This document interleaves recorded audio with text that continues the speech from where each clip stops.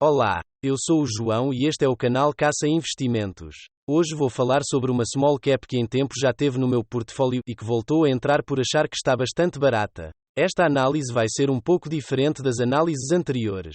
Vai ser mais detalhada e é preciso um pensamento mais profundo para compreender a justificação do investimento. Vamos então à análise. Mas antes de mais, não te esqueças de carregar no botão do like e de subscrever o canal.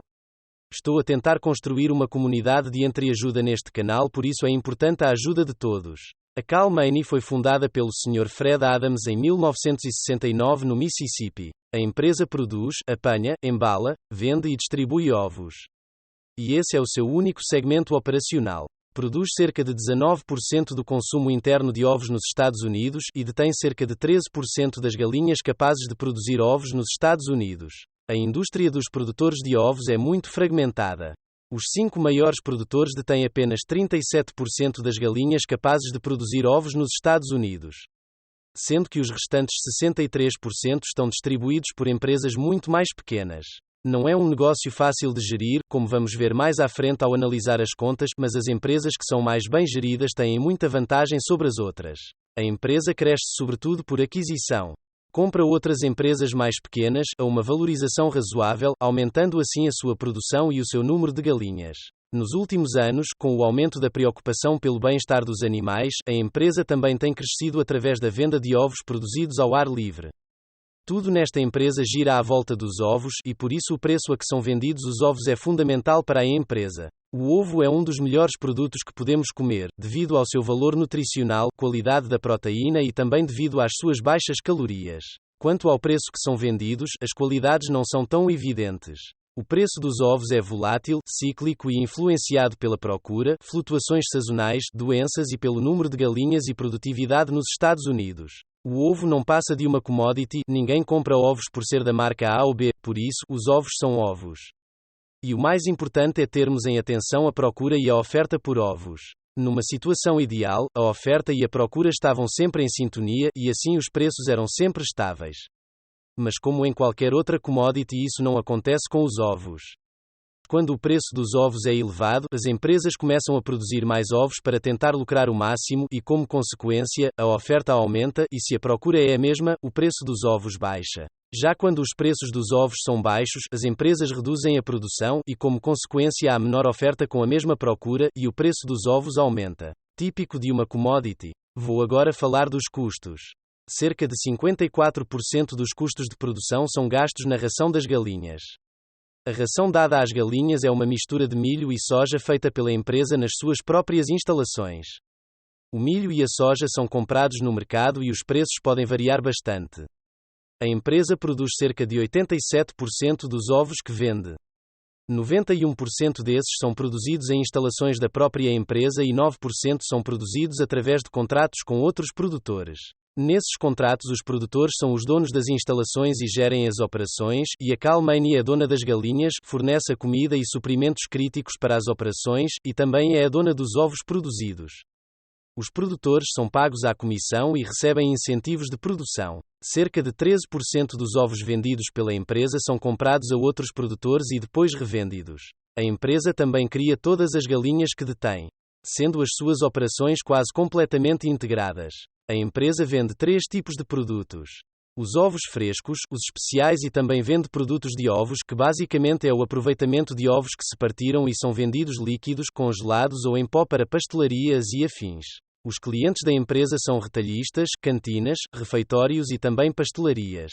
Aqui está o que considero ser o maior perigo da empresa. Os 3 maiores clientes da empresa representam 51% das vendas, sendo que o Walmart representa 33%. A empresa é muito dependente destes clientes. Aqui vemos os 10 maiores clientes, um deles é a empresa que analisei no vídeo anterior, a Kroger. Isto é um perigo para a empresa. Se uma destas empresas deixa de comprar os seus produtos, a empresa pode ficar em dificuldades. Mas tal como a empresa está dependente dos seus clientes, esses clientes também estão dependentes dela. Não é fácil, como vimos, encontrar um fornecedor que consiga entregar as quantidades que esses grandes retalhistas precisam. Para terminar esta parte, vou falar mais um pouco sobre os riscos da empresa. O principal risco desta empresa é o preço dos ovos cair demasiado e durante um período muito grande de tempo. Caso isso aconteça, muitas empresas no setor vão à falência. Muito provavelmente não será o caso da Cal-Maine. A empresa, como vamos ver nas contas, não tem dívidas, e tem cerca de 230 milhões de dólares em caixa, numa empresa que vale cerca de 1,8 bilhões. Nos últimos tempos temos ouvido falar sobre a inflação das commodities. E isto pode afetar a empresa caso não consiga passar o aumento de custos do milho e da soja para o consumidor final. Mas a diminuição dos preços das commodities também pode afetar negativamente a empresa. Porque custos mais baixos podem encorajar uma sobreprodução e resultar assim numa baixa de preço dos ovos e das vendas. Por último, como já falei, a elevada concentração de clientes. Era bom que a empresa conseguisse arranjar mais clientes para espalhar o risco, mas neste tipo de negócios não é fácil. Acabando esta parte, vamos agora passar às contas da empresa. Não são parecidas às contas de qualquer outra empresa que analisei no canal porque são muito mais voláteis. E no final vocês vão ver que só consegui avaliar a empresa com apenas um múltiplo. Vamos então para as vendas. Como podemos ver na imagem, as vendas nos últimos anos têm caído bastante. A queda foi bastante expressiva em 2017 devido a um surto de gripe das aves que levou à queda dos preços dos ovos, e consequentemente à queda das vendas e também à queda da produção. Devido ao preço dos ovos ser tão importante para as vendas, e não conseguindo eu determinar a que preço irão estar os ovos no futuro, não vou usar o preço vendas para avaliar a empresa. Aquilo que eu sei é que o preço dos ovos irá subir no futuro. Quando? Não faço ideia. As margens também são instáveis, mas o importante de ver é que apenas houve um ano em que a empresa teve prejuízo. Aqui vemos o valor do EBITDA, EBIT e lucro líquido, que confirma o que vimos nas margens. Apenas em 2017 a empresa teve prejuízo. Não vou usar o lucro por ação para avaliar a empresa, mas podemos imaginar que nos próximos 5 anos, a empresa terá um lucro normalizado de cerca de $2,50 por ação. As ações da empresa são vendidas hoje a $36 por ação, o que lhe dá um múltiplo de 14 vezes lucro.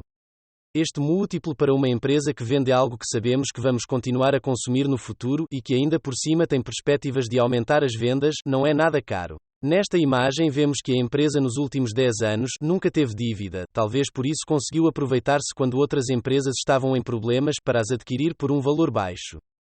Quanto ao rácio corrente, como podemos ver, a empresa não terá problema nenhum em pagar as suas despesas de curto prazo. Com um rácio corrente tão elevado, parece uma empresa tecnológica. Aqui nesta imagem podemos ver como foram os fluxos de caixa das operações e o seu fluxo caixa livre nos últimos 10 anos. Nos anos maus, a empresa teve pouco fluxo de caixa livre, mas nos anos em que foi elevado compensou e muito. O capex da empresa nos últimos anos tem aumentado um pouco devido ao investimento que a empresa fez em instalações para a criação de galinhas ao ar livre. E devemos continuar a ver o capex a estes níveis durante mais alguns anos. A empresa continuará a investir em criação de galinhas ao ar livre, conforme a procura desse tipo de produtos for aumentando. Por último, vou mostrar o capital próprio, que é a única métrica estável nesta empresa. Como podemos ver, o capital próprio tem subido bastante nos últimos 10 anos, mas nos últimos 3 tem estado estagnado devido aos lucros terem sido menores.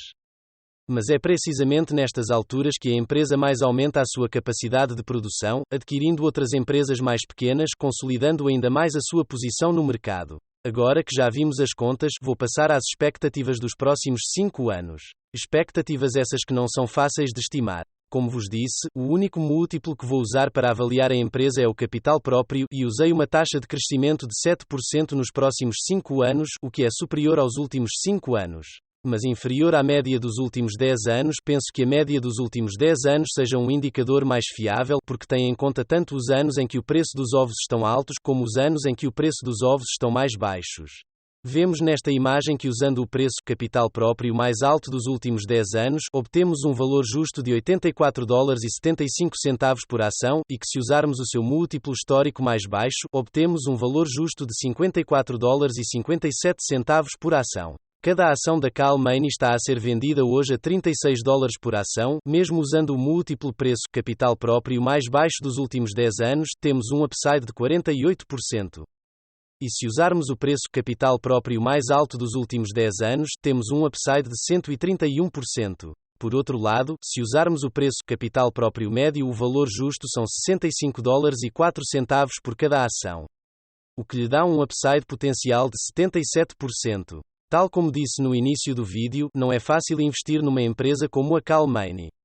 Se olharmos apenas para as contas como costumo fazer com as blue chips que normalmente invisto, a reação natural é fugir logo desta empresa. Mas a empresa vende um produto que todos nós consumimos, é bem gerida, não tem qualquer dívida, tem 230 milhões de dólares em caixa e o seu passivo corrente é de apenas 93 milhões. Além de que, os seus diretores são detentores de 13% das ações da empresa.